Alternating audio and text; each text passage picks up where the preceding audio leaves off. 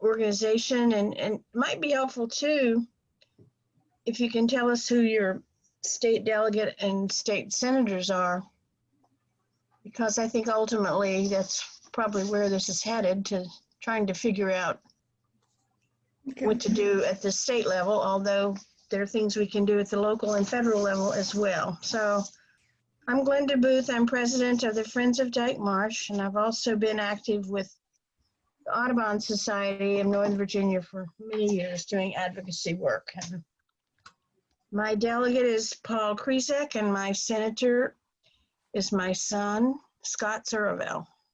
All right, hello, I'm Trudy Hahn.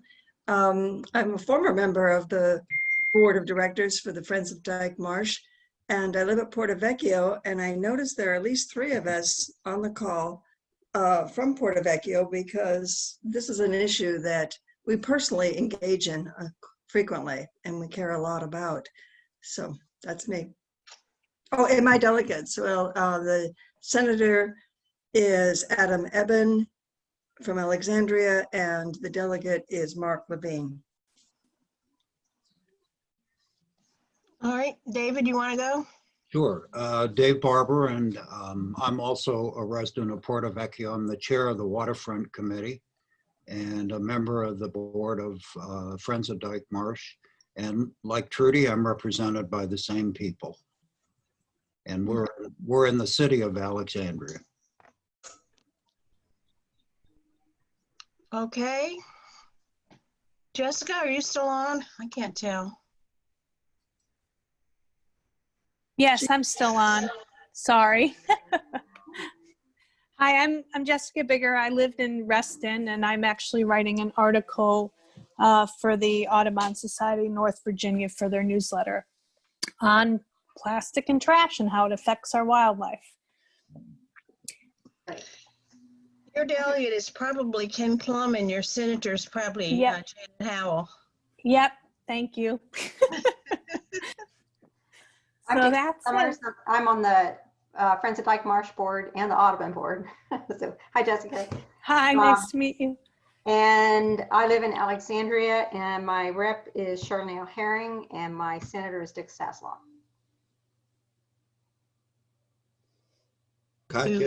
Who is the Senate Majority Leader, so. Yeah, he's really good at sending messages too. I get regular updates on what they're doing. So. Okay, Katya, is that how you say your name? Yes. Or is you just everyone doing basic introductions? With your name and organization, and if you can, your state delegate and state senator. Oh my God, which I'm not going to get. Hers is the same as mine. It's Adam Eben and Mark Levine. Yes. Yes, okay, good. And I live at Porto Vecchio, and I'm Okay. part of the Waterfront Committee, and I'm a daily trash cleaner out of the river. So I'm really tied in with what's out there, that's for sure.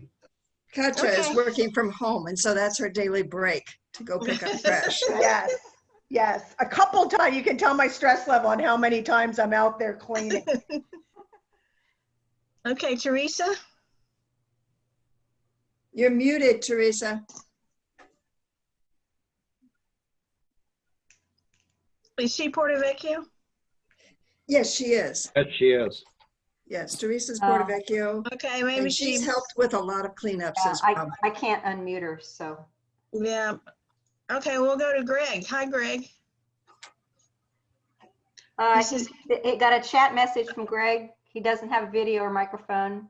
Okay. Lifetime member of Friends of Dyke Marsh and board of directors, Little Friends of Little Hunting Creek. State reps are same as Glenda's. Okay, now, is that everybody? Yes. Yeah. I think it is. Okay, well, we asked Zach to conduct a briefing for us on generally the general trash problem, but more importantly, the solutions. I think most of us are pretty frustrated with the situation, and we'd like to make these cleanups unnecessary. But trying to figure out how to do that is a whole nother undertaking. So Zach has been involved, and Zach, you should tell us a little bit about yourself, but He's been involved recently in the county and also, I know, with state and federal legislation, which is trying to address or trying to decrease the amount of trash in the environment. We are recording this, and we will try to get it on our website, hopefully tomorrow. So go ahead, Zach. Thank you very much for doing this. Well, thank you all for having me. It's really encouraging to be with a group of people who are actively trying to do something to clean everything up. And I appreciate you all taking some time out of your Monday night to hang out and talk some trash. So I'm the Clean Streams program manager for Clean Fairfax and the lead organizer for Litter Free Virginia. I'm actually a Fairfax County native. I went to elementary school at Glen Forest over in Bailey's Crossroads. I went to high school at Bishop O'Connell. I grew up going to Dyke Marsh with my mom and my uncle. It's still one of my favorite places on the planet. On a regular basis, you can find me paddling through the marsh trying to catch bass and snakehead from my kayak. My education background, I have a BS in natural resources and conservation, and I'm just a few weeks away and extremely excited to finish my MBA with a concentration in environmental compliance and sustainability. Oh, wow.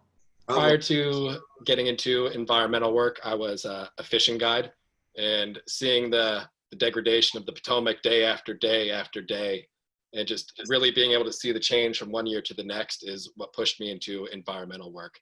If I wanted to keep doing the thing I loved, we needed more people to speak up for it, which is why this meeting is really encouraging. And as I'm going through this, if you have any questions, just throw your hands up or interrupt me. That is totally fine. Clean Fairfax is a nonprofit, and we're based in Fairfax County, and our work is focused on environmental stewardship and urban sustainability. And one of the most important things that we do is determining sources of litter and then offering the necessary solutions so we can stop the flow of litter. Because although Katya goes out to clean up litter on her breaks, to get a break from work, I don't think there's any one of us that enjoys spending our days picking up trash. We want to enjoy Dyke Marsh for the trail and the paddling, not with the plastic waste that's stuck there. So we monitor 10 stormwater outfalls in Fairfax County. 5 of them are compliance sites that we monitor with Fairfax County employees. And then 5 of them we monitor for supplemental data, just so we can build litter profiles so we can see what kind of trash is coming specifically from what place.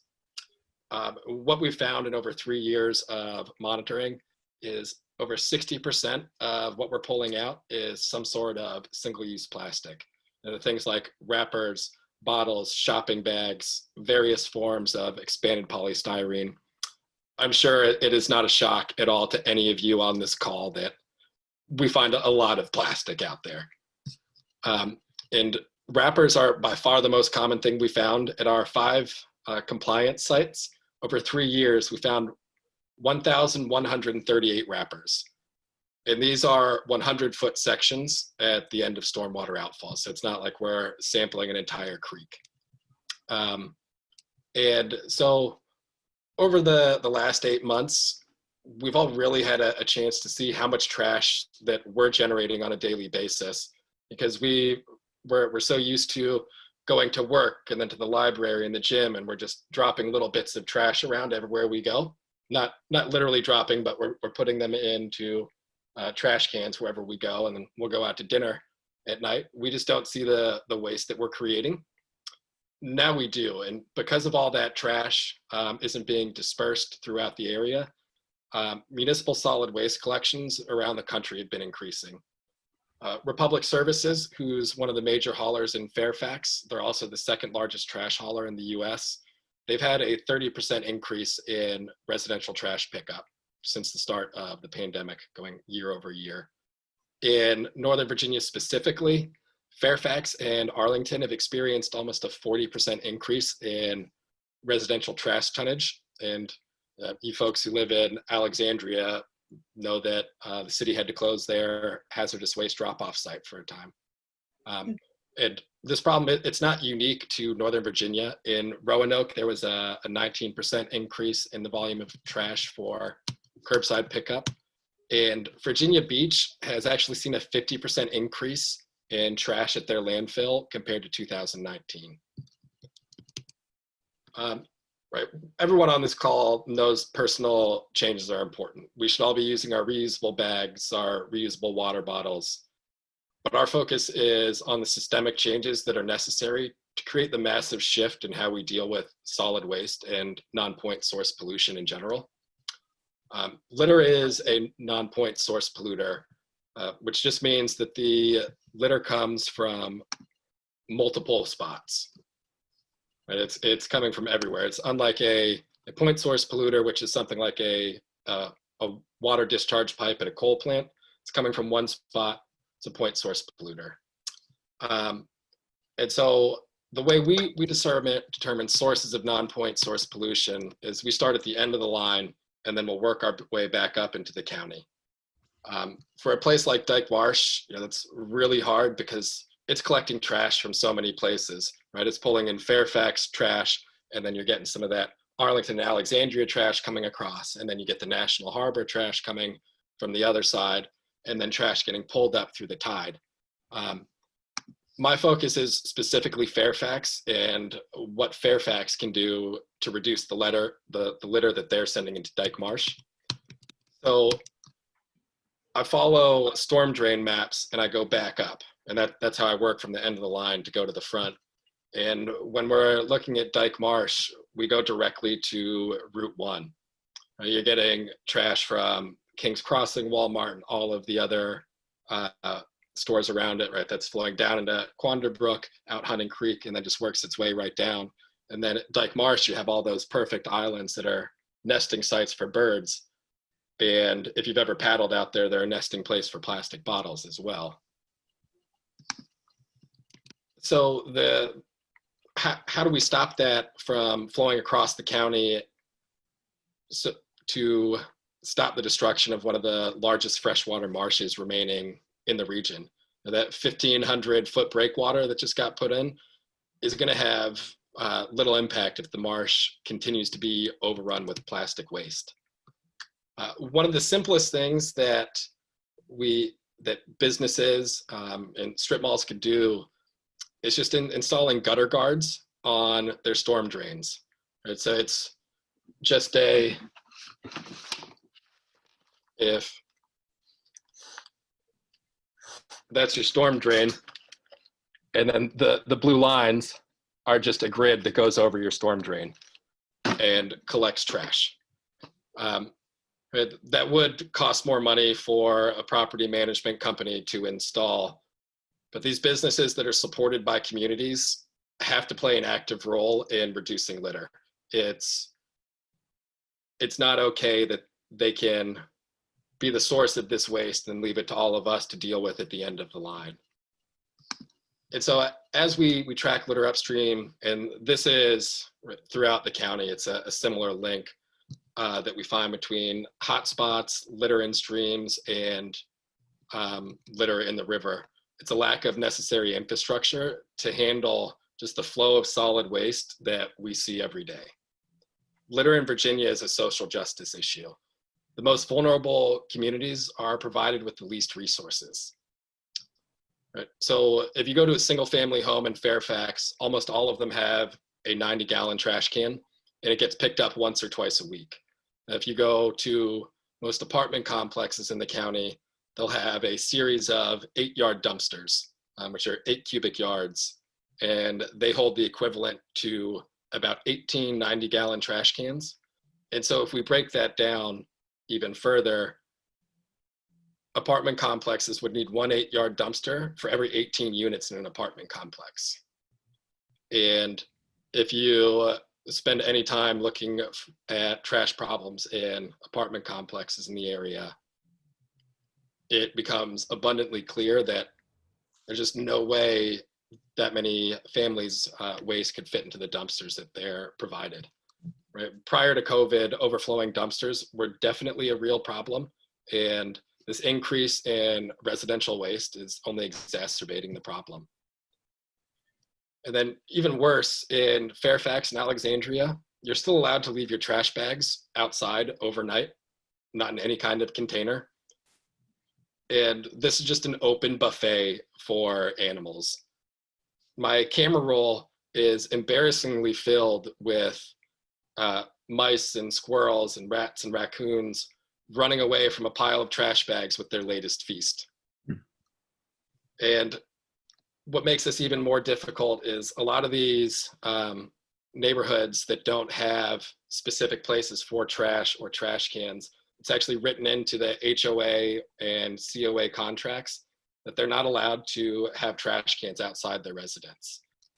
And if people aren't given an option with their trash other than to leave it out in piles of plastic bags on sidewalks, it's going to enter our communities and our waterways. And if there's nowhere for it to go, it's going to go somewhere.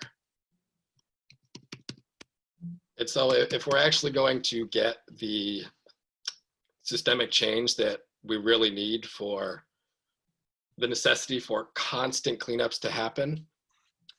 So Friends of Dyke Marsh, Friends of Little Hunting Creek, they're out there doing cleanups all the time, and Friends of Lake Accotink Park, at Clean Fairfax, we facilitate over 100 community cleanups every year. And this is just nonstop cleanup. And so we need to generate less waste, and we have to have the infrastructure in place that can handle all the waste we're generating. So last year I was actually able to attend a conference that was led by Dr. Doug Mackenzie Moore. And he is the global leader in the science behind creating widespread community change. And through this 2-day workshop, he continually came back to a common theme. The most effective way to achieve widespread community change is through legislation that circumscribes the problem with adequate enforcement to ensure regulations are followed. And so in other words, regulations are meaningless if they're not enforced. So that'll bring us into something that Fairfax County could do almost right away.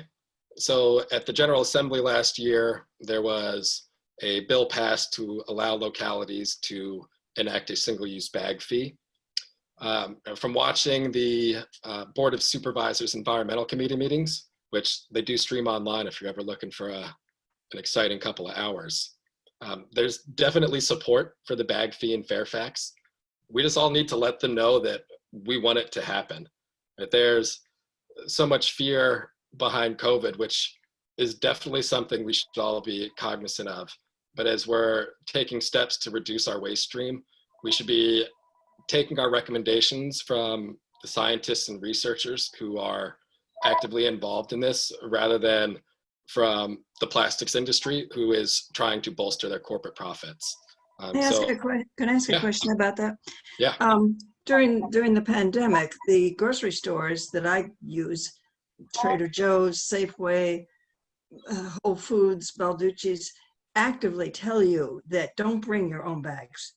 And if you do, you have to bag it yourself, which sometimes I'm willing to do, but it's sort of a pain. What do you think that from a scientific point of view of health and safety and all that, that makes sense?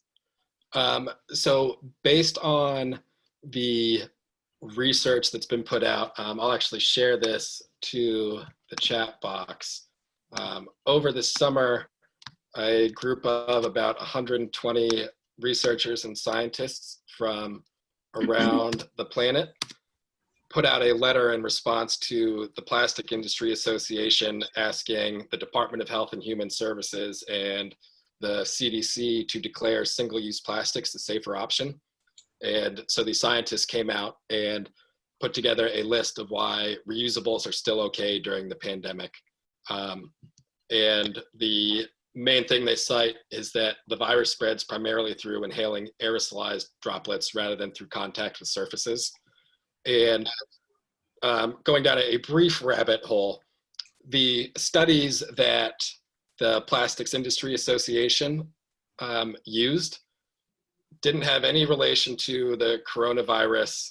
They didn't have any controls built into the study. So one of them was based on a study of fewer than 100 bags in Arizona and California. And to show that bacteria was building up on these bags, they took meat cultures, put it on the bags, and then left them in a trunk for 2 hours in the desert sun. And they were like, yeah, see, more bacteria. The other one was from a youth soccer team was traveling for a tournament. They stayed at a hotel. One of the players got sick, and the bag that was holding all of the snacks and stuff for the tournament was left in the bathroom where the child got sick. And then a bunch of other people on the team got the flu. So that doesn't really tell us anything about the coronavirus. But then why are all the grocery stores still trying to enforce this? Although they don't seem to be quite as rigorous about it as they were a few months ago, but it's still really irritating. I have lots of reusable bags that I would like to bag my own stuff. I go to Harris Teeter, and they won't let their staff pack your bag, but you can pack it yourself, and that's usually what I do. Right, and that's what they tell. That's what I hear at Trader Joe's and Safeway. But I don't get it. Yeah, I don't have a great answer for that, other than the plastics industry has found a way to bolster their claims that single-use plastics are necessary, and they're using the pandemic as their fuel, right? Never let a controversy go to waste, right? But yeah, as far as a scientific answer as to why they're not letting you use your bags, the scientists say you should be able to use your bags. Right, and for the bag fee, you can share the letter from scientists that I put in with your board of supervisors as well. And letting them know you care, right? It's as simple as a tweet, email, or phone call, just saying, please pass this. This is good. And the reason so they Zach, on that point, well, two things. For Fairfax County, you said that the Board of Supervisors Environment Committee has expressed support, but have they done anything? Have they initiated, the tax? And then do you know anything about Alexandria City Council? Have they done anything? Those are great questions, and Fairfax has not gone forward with it. The general feeling from watching the environmental committee meetings is that they're waiting for the right time to do it.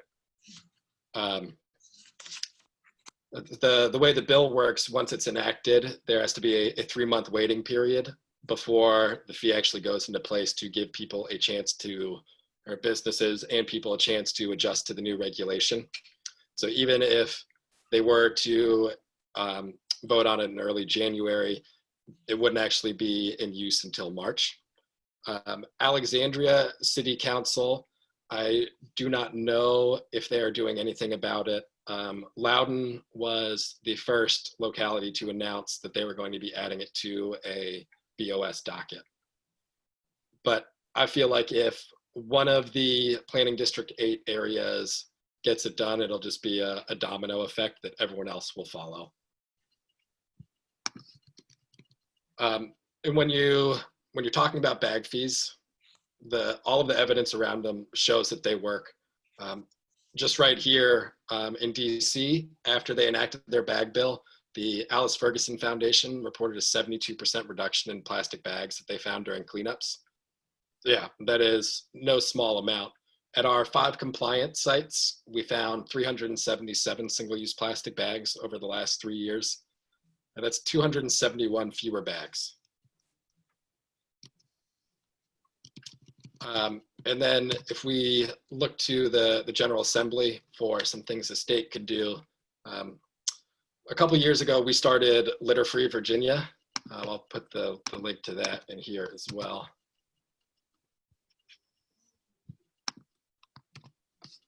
And Litter Free Virginia. You send these by check? Oh, I see. Okay, thank you. Yeah. Litter Free Virginia was started out of the need for a unified voice behind single-use plastic bag legislation. I know Glenda had been watching these bills year after year fail. Prior to this year, plastic bag bills had failed every year for a decade.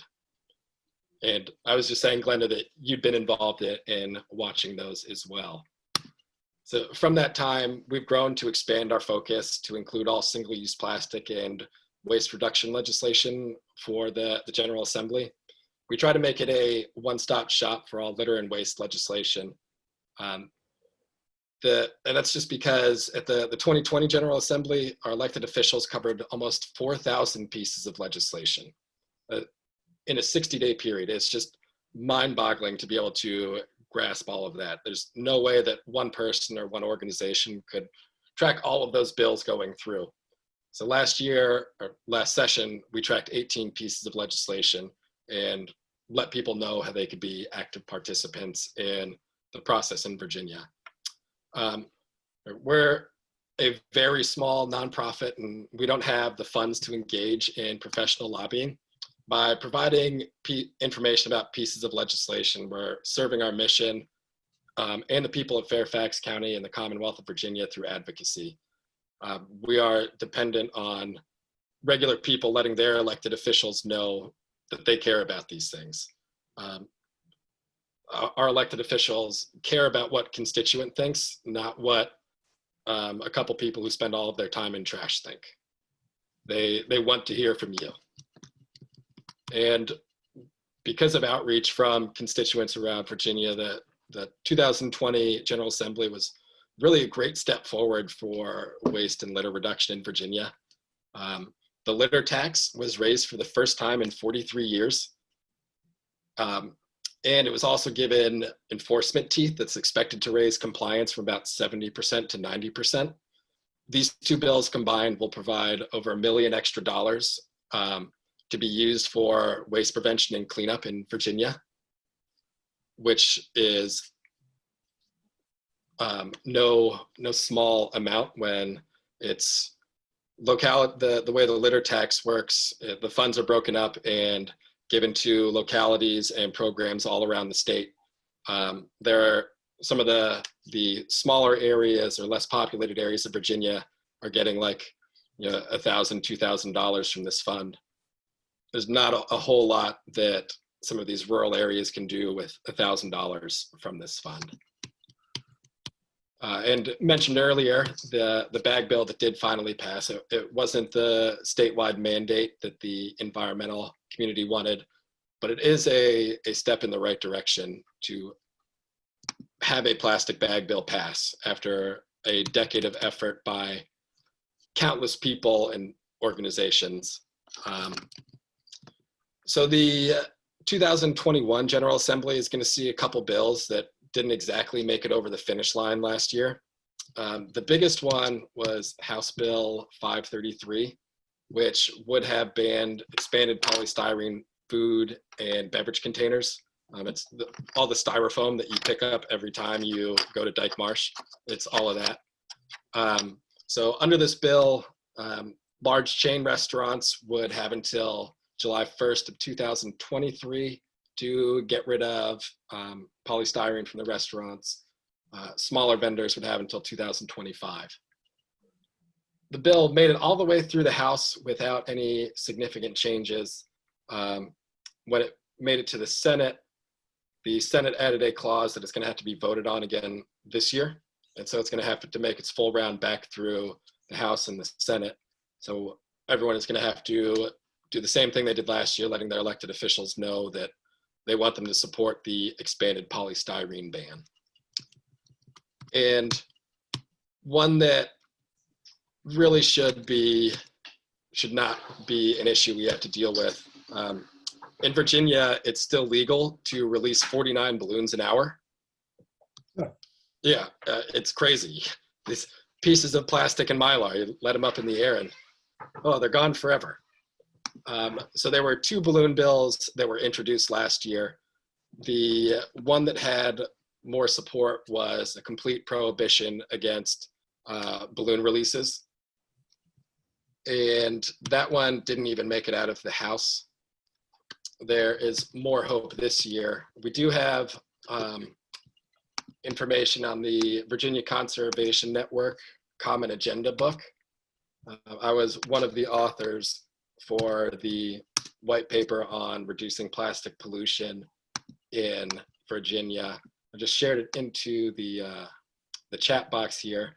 It's got some more in-depth background on some of the EPS and balloon problems, and then what we hope to see as the policy recommendations, and confirming HB 533 from last year, and then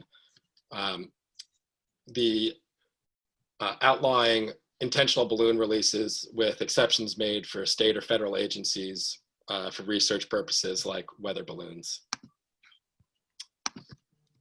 There was also a really great composting and food waste bill that Can I ask you one more question? Yeah. For just a moment.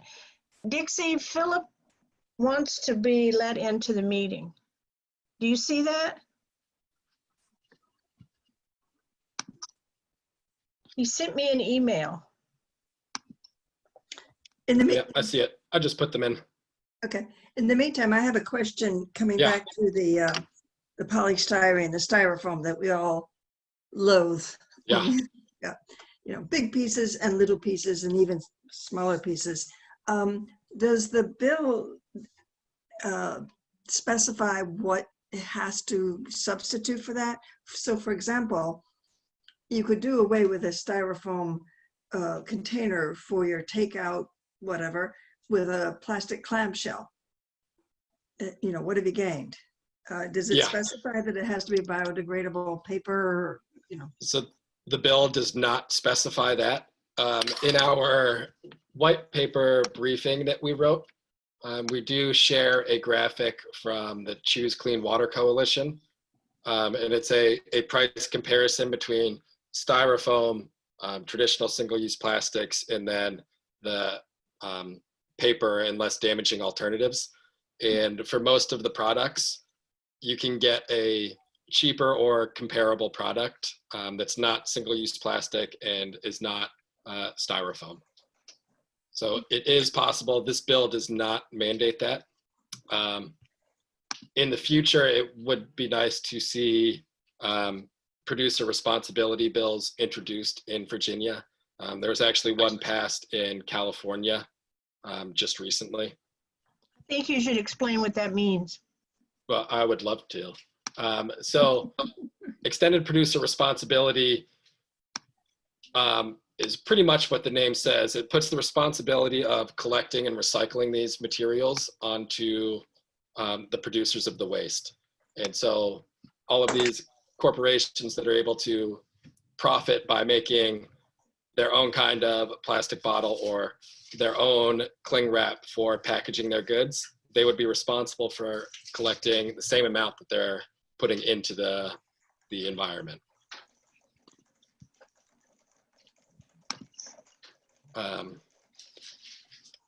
So the composting bill was Senate Bill 486, and it would have directed the Virginia Department of Agriculture and Consumer Services along with DEQ to study the sources, scale, and prevention of food waste in Virginia, and then also recommend policy positions that could be taken to reduce food waste in Virginia. We do not have great composting access in Fairfax. There are a few farmers markets that are privately run that will take it, but as wide-scale composting, it's almost non-existent. Vermont recently passed a composting law that would be a great example for Virginia to follow. Alexandria has it at the farmer's market every Saturday, and some of us collect it all week and we haul it down there every Saturday. I don't know if that's what you would want or if that's enough. It's not enough to capture all of the food waste that we have, but yes, please keep doing it.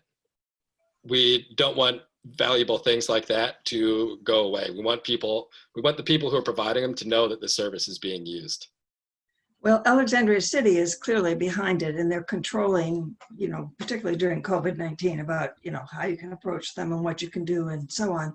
but I think there's a private company behind it that's actually taking the compost to turn it into rich soil. Yeah, there's a couple large composting, or a couple composting companies that do pick up litter. Compost Crew is one of the largest in the area. They do a lot of pickup for farmers markets and businesses and things like that.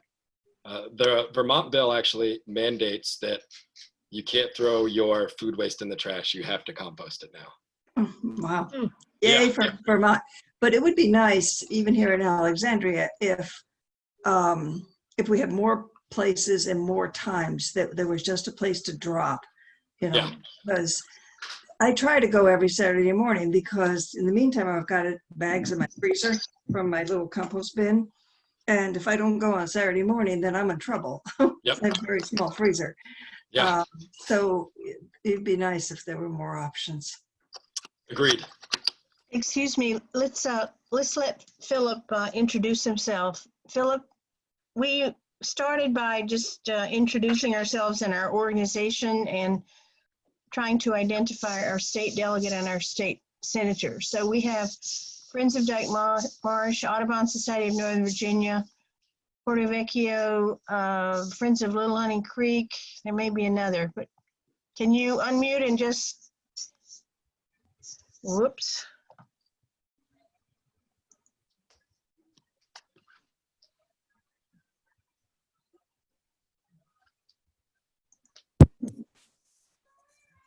Oh, hi, can you hear me? Yep. Yes.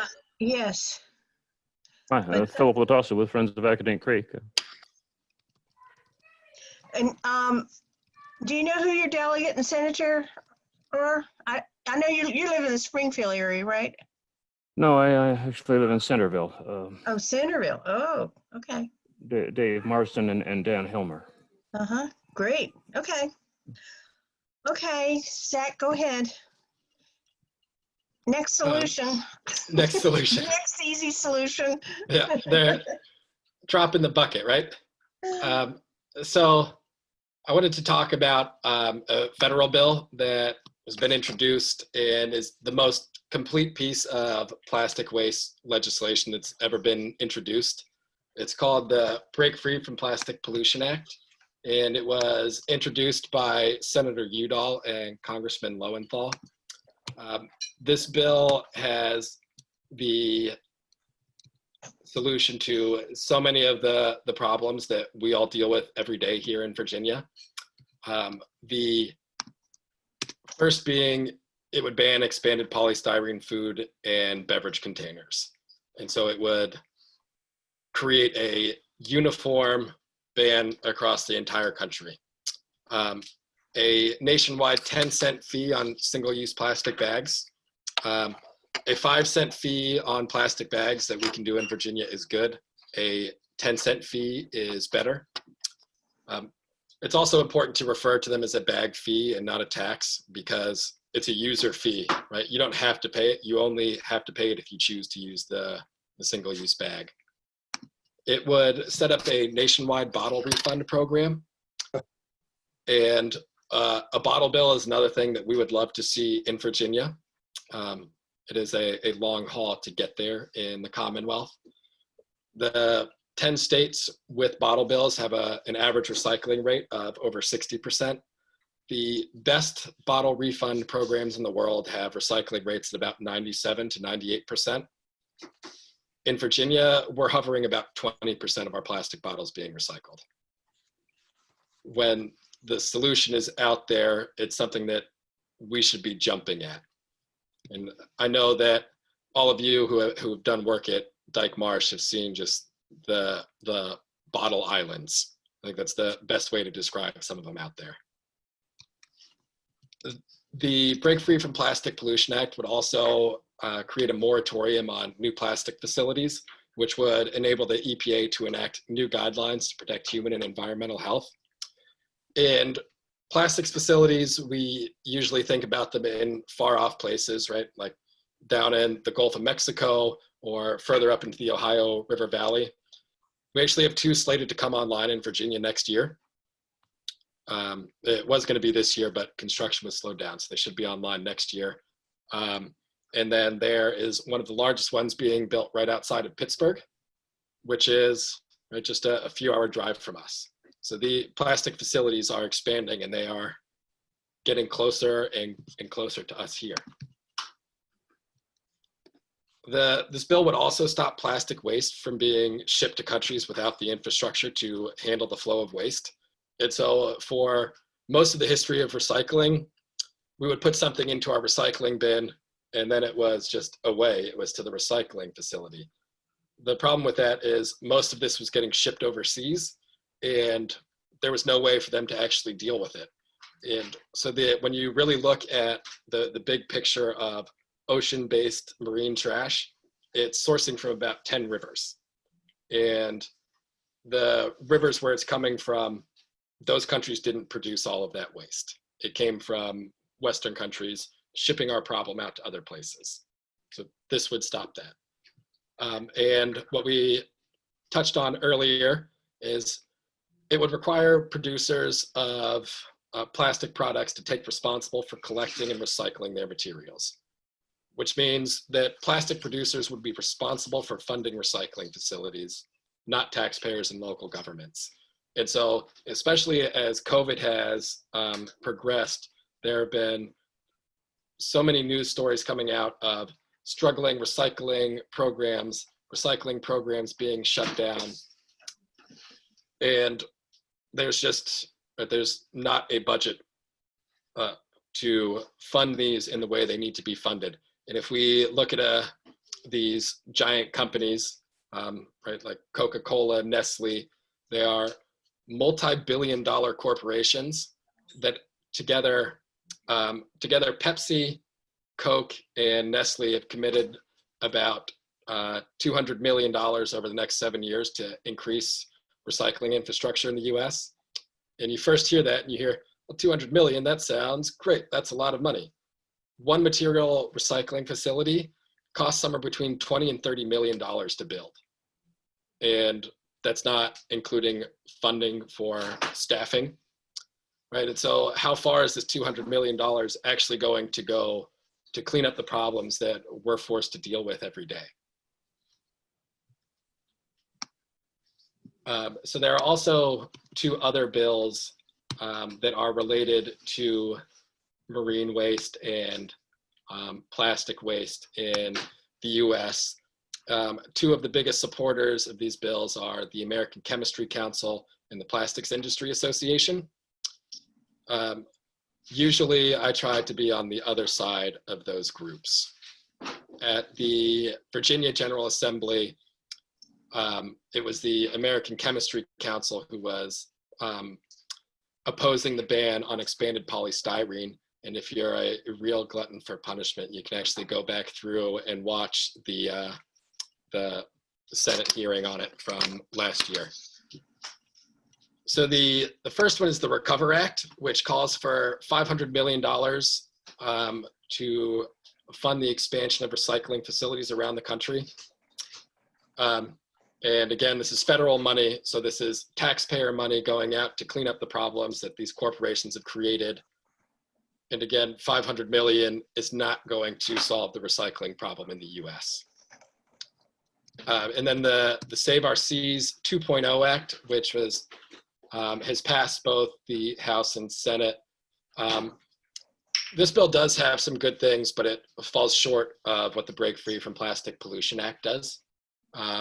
So it's focused on more funding for cleanups, creating new international agreements to increase cooperation on marine debris, and then using federal funds to improve domestic infrastructure and for studies on waste management. When I look at waste problems, for the bulk of it, the research has been done, right? We need action at this point. I've been going to cleanups in Northern Virginia, 35 now, so at least 30 years of doing cleanups in parks and neighborhoods in Virginia. And as I get older, the problem just keeps getting worse because plastic manufacturing continues to increase. And at the rate it's increasing, there's just no way that we can trap and recycle all of it. And so things like gutter guards are really good, and businesses and property management companies should be installing them, but they are a stopgap measure to what we actually need. We need to cut waste out at the source. And so that's why we've placed such a strong focus on single-use bags and expanded polystyrene in Virginia. They're two of the easiest common polluting plastic products that we can instantly cut out of our waste stream and would have a drastic impact on water quality. That's all I have prepared for you, but I'm happy to dig in on anything and answer questions, have more conversation. Zach, I have a quick question, and I'm gonna have to excuse myself for just about 2 minutes and I'll be back. But, you know, I think we all agree the focus needs to be on stopping it at its source. And as you said, you know, in some cases, it's overflowing garbage bins.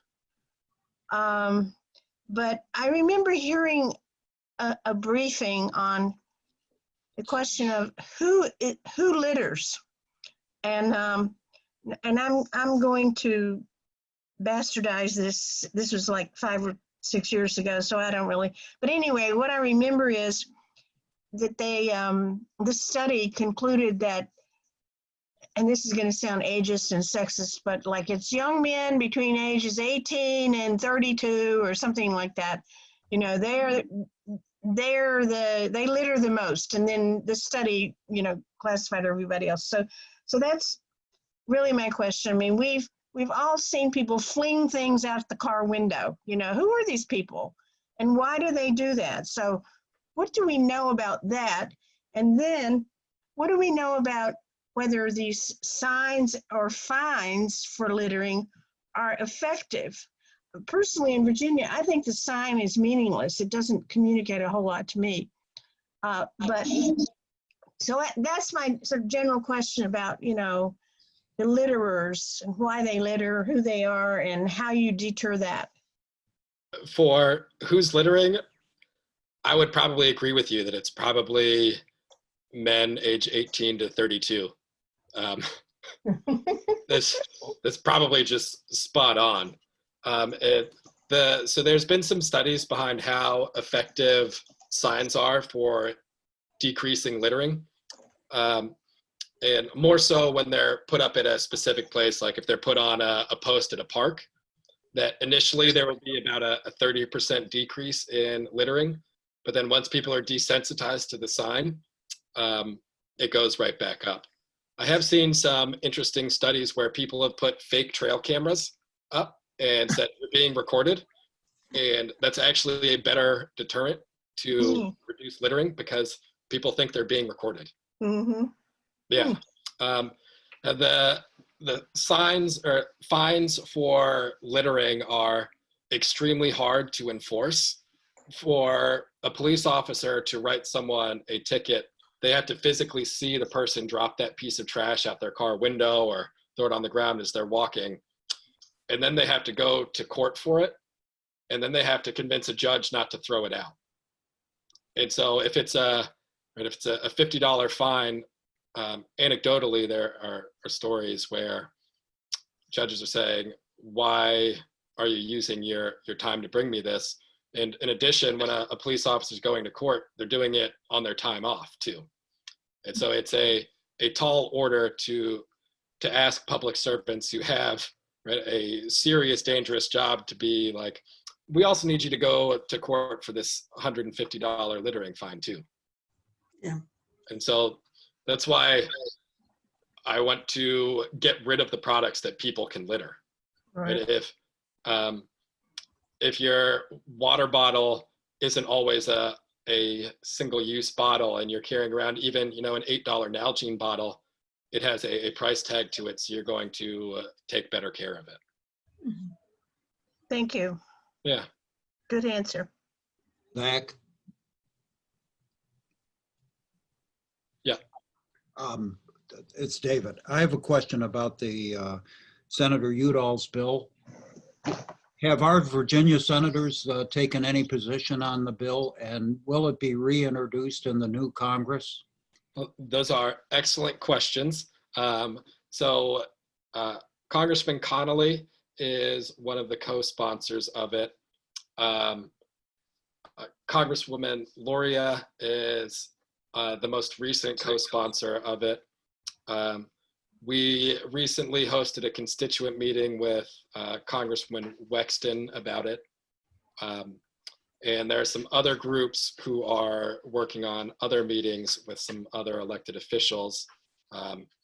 We're hoping to have some more with some Northern Virginia elected officials. If you sign up for the email updates at Litter Free Virginia, anytime we're able to get one of those meetings, we'll shoot out an email blast specifically asking for that elected officials' constituents, right? Because they don't care what we have to say.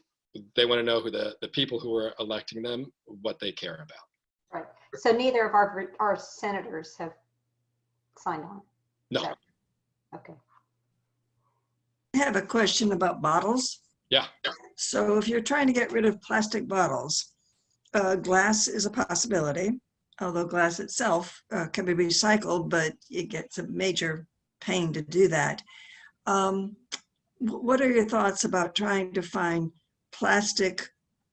Well, and of course, I love my Corsicle, which was not cheap, but I've got two of them, a big one and a little one, and I use them all the time. But most people aren't going to bother to do that.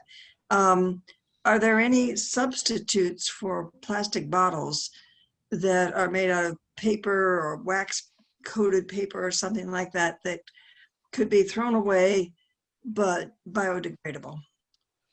So the big problem with the paper water bottles that are coming out is that there are multiple levels in that paper. And so there's like the outer paper layer, and then there's a layer of different kind of paper, and then there's a layer of plastic inside that's going to completely coat it. And so while technically it would be possible to separate all of those out, it would require a lot of human power or investing in new technology and machinery that could actually break apart the plastics. Yeah. So what works with a bottle bill and extended producer responsibility is, so if you look at companies like Coke and Pepsi, and how many different bottles do those businesses use to give consumers products? And so if these companies were all forced to clean up their own waste and have a bottle deposit scheme, they would be encouraged to simplify their supply chains. So these corporations are using similar bottles. And that's actually the approach that's been taken in places that have the most effective bottle bills. There's only 3 kinds of containers they can make, right? They can make the big one that you get like your milk in, and then you get the smaller one that you get your soda in, and then even smaller ones that are for things like yogurt. And so there's 3 sizes, 3 chemical compositions that they can use. Whereas in the US, right, you're looking at the bottom of your bottle and you're like, what number is this? Can this number be recycled where I live? Do I have to take this to the next county to get recycled? And so it simplifies it to enable the infrastructure to be able to handle it. Yeah. I have seen water bottles that were aluminum with a screw top, which would be refillable. I don't know how expensive they are for the manufacturer to use, but there's nothing more recyclable than an aluminum can. Yeah.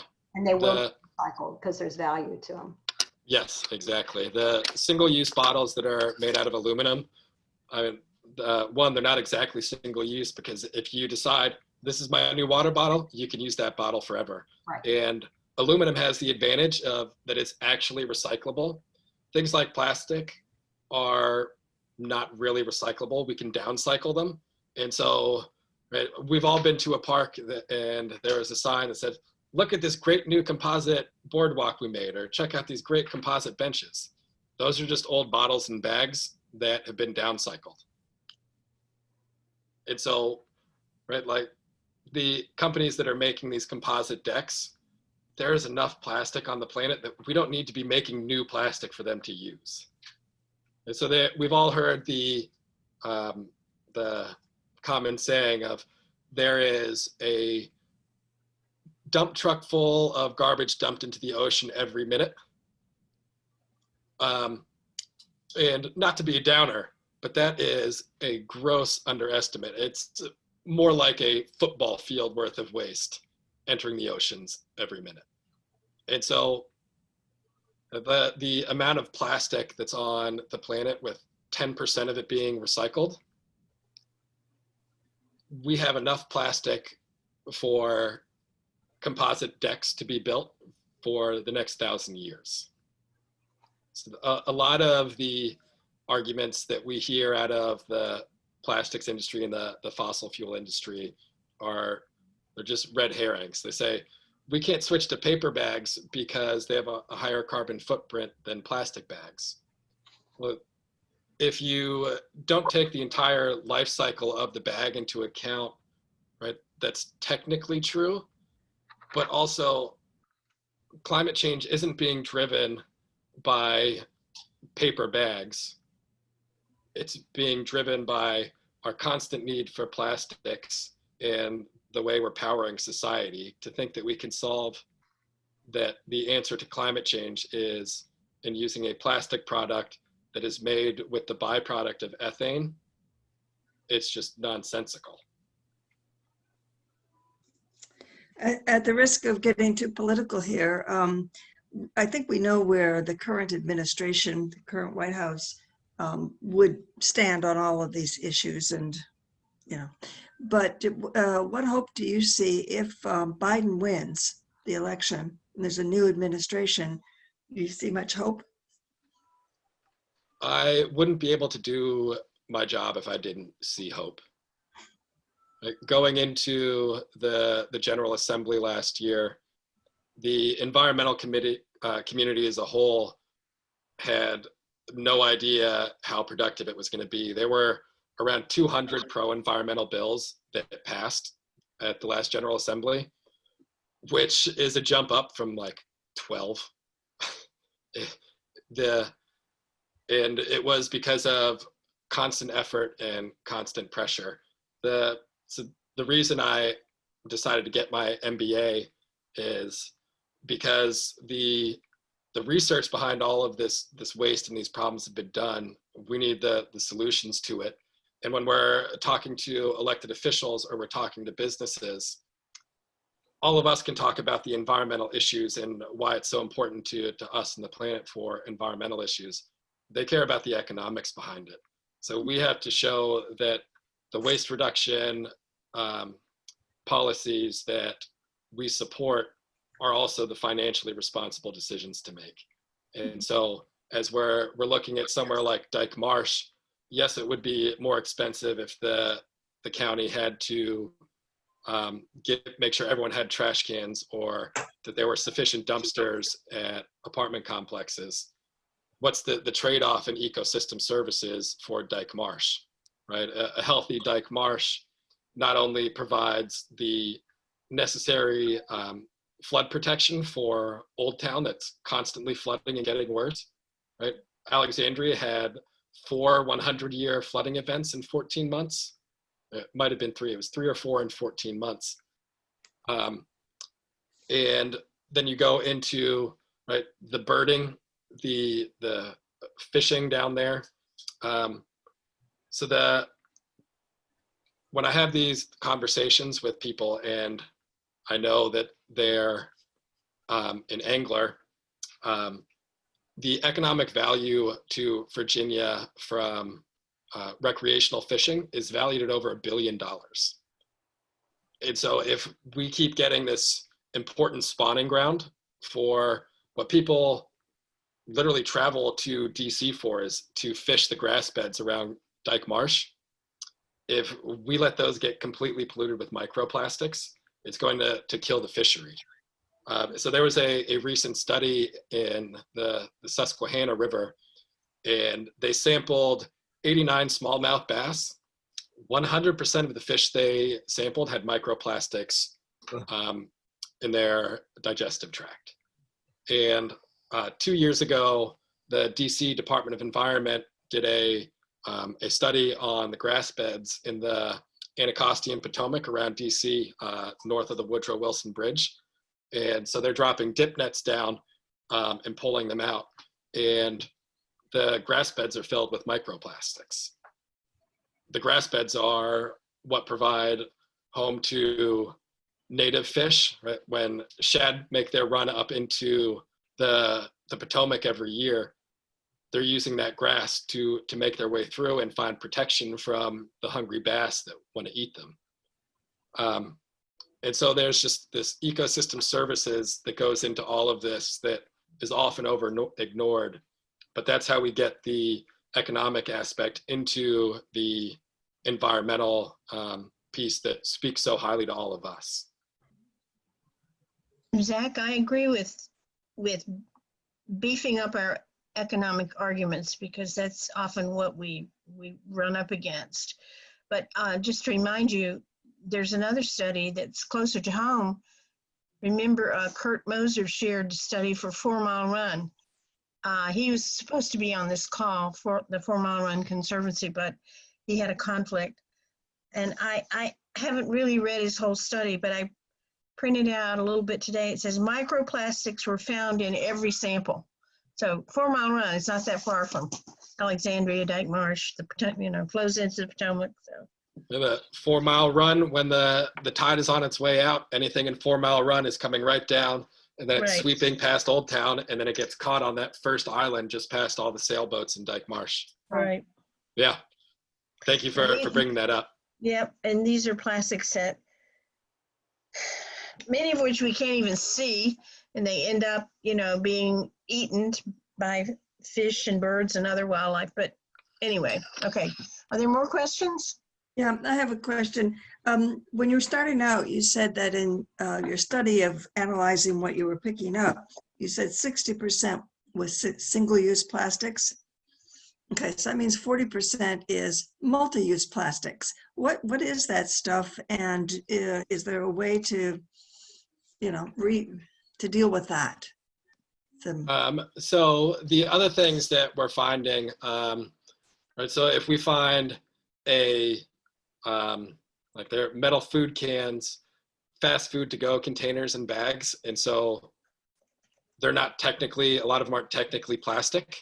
The ones that are plastic are recorded as plastic, but a lot of them are just waxed paper, which isn't technically plastic, but it's going to sit in the creek for months and months.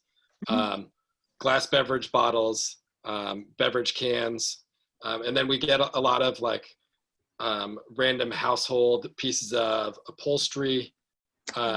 We get bio waste, so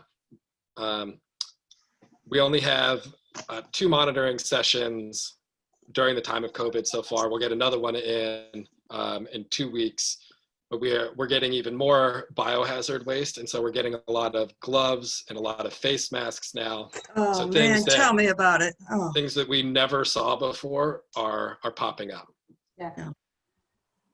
And tires. Tires, yeah. But the amount of masks and gloves is ridiculous. Yeah.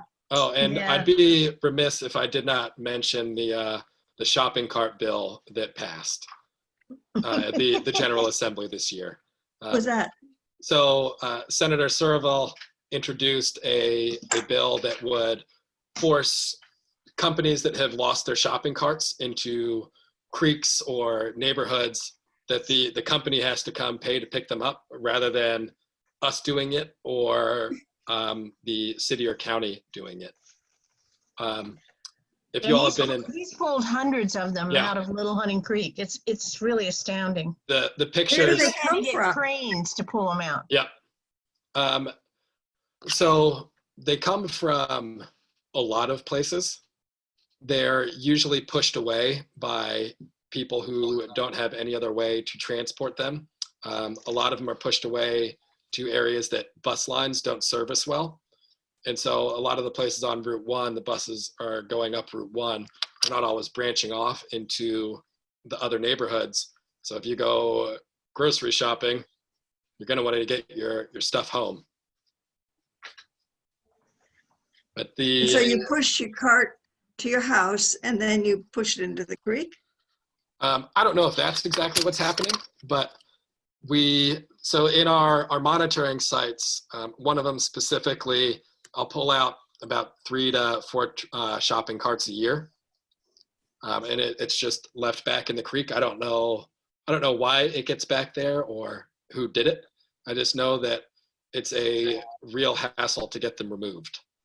Well, you know, there are stores, and I know my local Safeway is one of them, that has some kind of electronic barrier around the perimeter, and they're new shopping carts. You can't literally take the shopping cart off the premises. Yeah. Is that I assume that's voluntary because they don't want to keep losing shopping carts. Are there any bills in place to make stores and big box stores, et cetera, places that have these lots of shopping carts do that? Not that I know of, but if that does get introduced, we will let everyone know. Trudy, you could recommend that Delegate Levine or Senator Eben introduce that bill. Okay. Yes. They're my buddies. Well, the first time they have to pay thousands of dollars to pull one of their carts out of the stream, it's an incentive. Zach, would you tell us again the site where we can keep current on legislation? Yeah, it's litterfreeva.org. I'll put it right here in the chat for us too, so everyone can click there.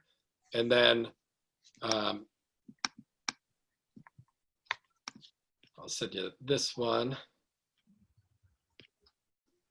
So if you click this link right here that I'm sending now, and then you can click the link at the top of the page that says, click here to receive email alerts on waste reduction legislation. For most of the year, you almost never hear from us on it. During the General Assembly, we usually send out about 1 update a week.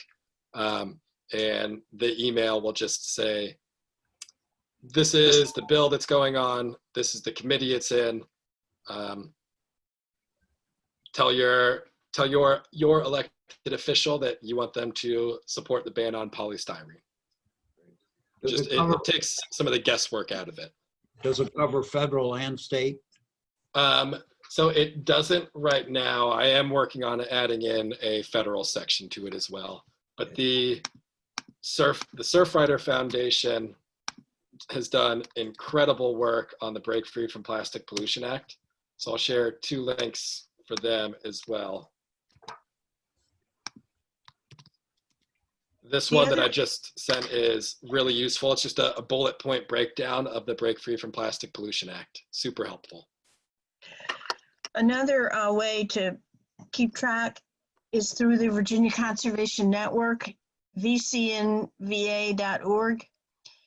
And David, I remember last winter, I think you went to their winter briefing. Yes. At Alex Renew, remember? Yes. And they do that every December. It's a preview of what's coming in the General Assembly. I don't know what their plans are for this year. I'm assuming we'll have to do it online. I think it's going to be virtual. Yeah, but that's another option, and they will go through all the bills that they anticipate, and they can't anticipate everything, but anyway, that's another option. Okay. So are there any other questions? I see Katya yawning. Gotcha. She's up early in the morning picking up trash every morning. Picking up trash. I see her every morning when I'm walking my dog. I have one more question. You know, coming back again to the upcoming election. So another person who lives in the building here at Porto Vecchio is, she actually works for, I won't say exactly where, but it's the oil and gas industry. And she is a member of a very large, I think there's 500 people, committee on oil and gas industry, oil and gas issues, advising Biden. Is there anything comparable like that in this environmental waste area? I don't have a great answer for that. I am not sure. I haven't looked too closely into that plan. Mhm. But Well, it'd I, be great if there were, because, yeah, you know, I personally am going to support this man and I vote for him and all that, but I just want him to be fully aware of just the enormous amount of work that needs to be done and exactly what would make the most difference. so And I, that he needs good advisors. based on the economics behind job creation of fossil fuels versus green industry, the information is pretty stark. So for every $1 million that's put towards energy efficiency and renewable energy, there's about 16 full-time jobs created. And for fossil fuels, that same $1 million creates less than 6 full-time jobs. There are over 200,000 more people employed in the US in renewable energy jobs than there are in the fossil fuel industry. And so I imagine that there would be some sort of advising committee that was working to make sure that knowledge was known by more than just people who spend too much time like me reading about job numbers in renewable energy and fossil fuels. I sure hope so. And I appreciate what you're doing, Zach. Really do. Yeah, it was my pleasure. I'll put my email address in here too. If y'all have any more questions, you can reach out to me. Yeah, I think we should probably wind this up. Are there any more questions? I think this has been really helpful. Yes. It's a big challenge. but Yes, it's we can do it. encouraging to know that you all are no, here. like you say, this year was a great year in the General Assembly, and next year can be better. So. Yep. Yep.